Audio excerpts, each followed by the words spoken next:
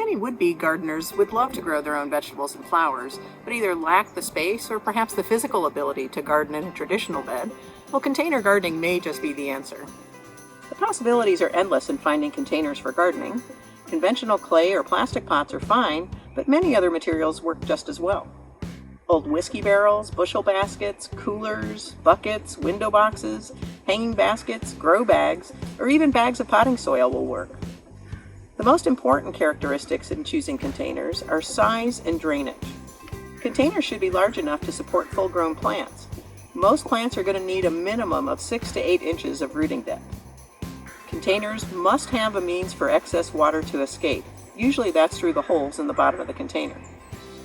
Many vegetables, herbs, and flowers are quite adaptable to growing in containers.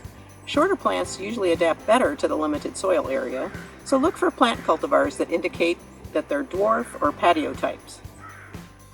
It's usually safe to plant warm season crops and bedding plants after Mother's Day as the chance of frost lessens, but be prepared to cover tender plants if needed. Container gardens will need watering more often than a traditional garden bed.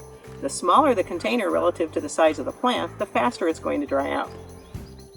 The best way to tell if it's time to water is by feeling the soil with your fingers. Water when the top inch or so of the soil begins to feel dry. You want to use enough water so that some of the excess runs out of the drainage holes at the bottom to ensure that the entire rooting area is moistened. Choose a lightweight, well-drained potting mix rather than using soil dug from the garden. Soilless media carries little to no nutrients unless it's added. Timed-release fertilizers are convenient to mix into the soil before you plant, or you can add soluble fertilizer when you water. Be sure to follow the label directions for application rates. For more information on container gardening, come visit us at Purdue Extension online.